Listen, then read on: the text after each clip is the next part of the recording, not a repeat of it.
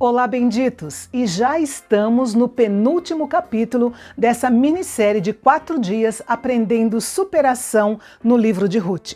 Continuando a história, a colheita da cevada durava 7 semanas e durante esse período, Ruth e Boaz devem ter tido algumas oportunidades de estar juntos e se conhecer melhor, ainda que informalmente.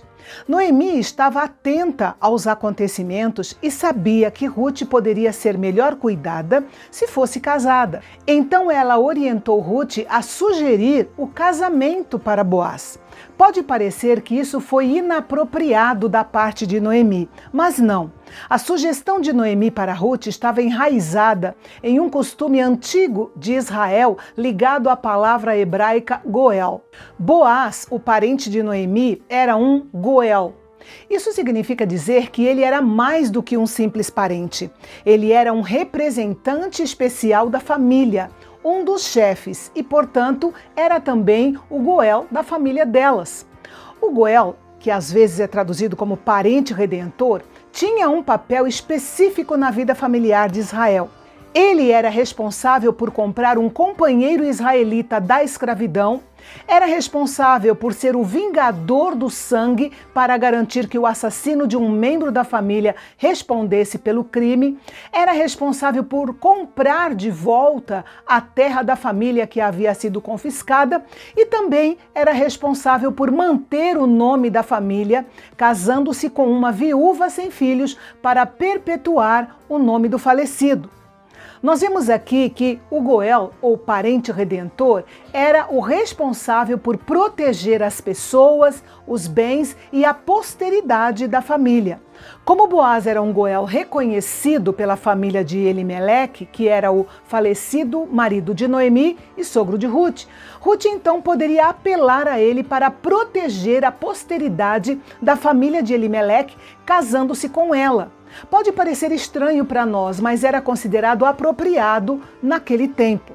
Se Boaz se recusasse a cumprir esse dever tão importante para com a família de Elimeleque, o nome de Elimeleque e de sua família cairiam no esquecimento. Essa atitude mostrava como era importante para Deus preservar a instituição familiar do seu povo, Israel. Noemi então deu todas as dicas para Ruth sobre como pedir a Boaz que exercesse suas responsabilidades como seu Goel. E nisso, ela mostrou um profundo conhecimento do comportamento masculino. Ruth deveria se lavar, colocar a sua melhor roupa, passar um bom perfume e descer para a eira. A eira era um terreno plano bem batido, usado para se limpar, secar e debulhar os cereais. Ela deveria ficar por ali observando Boaz até que ele terminasse de comer e beber. Quando chegasse o momento apropriado, Ruth deveria descobrir os pés de Boaz e se deitar ali. Alguns podem pensar que esse foi um gesto provocativo, como se Ruth estivesse sendo instruída a se oferecer sexualmente a Boaz. Mas não, na cultura daquela época, esse ato era entendido como um ato de submissão total.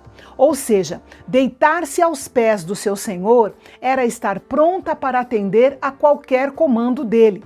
Então, quando Noemi disse a Ruth para se deitar aos pés de Boaz, ela lhe disse para ir até ele de uma maneira totalmente humilde e submissa. É importante que você não perca de vista o quadro maior. Ruth estava indo reivindicar um direito. Boaz era o seu Goel, seu parente redentor, e ela tinha o direito de esperar que ele se casasse com ela e constituísse uma família para perpetuar o nome do seu sogro, Elimeleque. Mas Noemi, de uma maneira muito sábia, aconselhou Ruth a não ir como uma vítima, exigindo seus direitos, mas como uma serva humilde, confiando na bondade do seu parente redentor. Era como se ela dissesse a Boaz: eu respeito você, confio em você e coloco o meu destino nas suas mãos. Claro que podia dar tudo errado se Boaz destratasse Ruth de alguma forma, mas Noemi e Ruth tiveram a chance de conhecer Boaz e sabiam que tipo de homem ele era. Um homem bom, piedoso, alguém a quem Ruth podia se submeter com confiança. Ruth então ouviu o conselho da sua sogra e partiu para a ação. Havia uma boa razão para que Boaz dormisse na eira. Não esqueçam que era a época dos juízes, um período de muita instabilidade política e social em Israel. Não era difícil que ladrões viessem e roubassem todos os grãos que um fazendeiro havia cultivado. Boaz com certeza dormiu na eira para proteger a sua colheita. E então Ruth fez exatamente como sua sogra Noemi havia lhe ensinado e lhe recomendado. Mas no meio da noite Boaz acordou e levou um susto. Mas o seu susto rapidamente se transformou em curiosidade quando ele viu que a pessoa que estava ali aos seus pés era uma mulher. Ruth então se identificou e fez um pedido simples. Mostrando humildade e submissão, ela corajosamente pediu Boaz em casamento.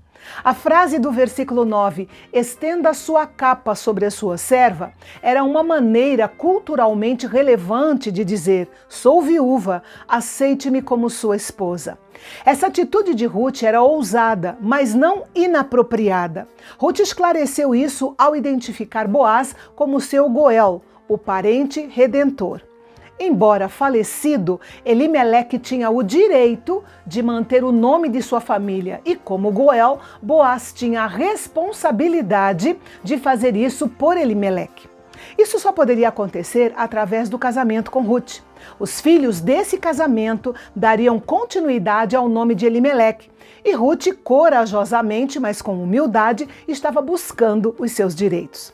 A resposta de Boaz mostrou que, aparentemente, havia uma considerável diferença de idade entre ele e Ruth, mas ele aceitou prontamente a proposta dela. Afinal, ele também se sentiu atraído por Ruth por causa do seu caráter.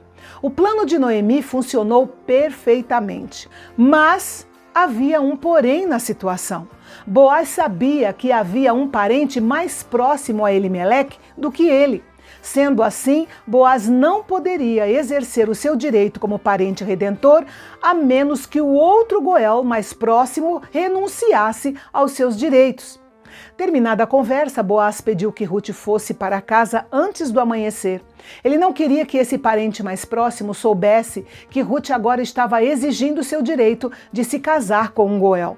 Boaz queria conversar com ele pessoalmente. E então ele encheu o xale de Ruth de grãos e antes de amanhecer ela se foi. Chegando em casa, Ruth contou à sua sogra tudo o que tinha acontecido. Noemi a tranquilizou, dizendo que Boaz com certeza resolveria tudo ainda naquele dia. Este deve ter sido um momento de ansiedade para Ruth. Ela havia reivindicado seu direito ao casamento e certamente se casaria. A única questão era com quem ela se casaria. A questão seria decidida naquele mesmo dia. Mas nós só vamos falar sobre isso amanhã, no último capítulo. E então nós vamos ver como foi resolvida a situação entre os dois homens candidatos ao casamento com Ruth, a Moabita. E eu te espero amanhã, aqui no canal Bendito, onde a teologia é para todos.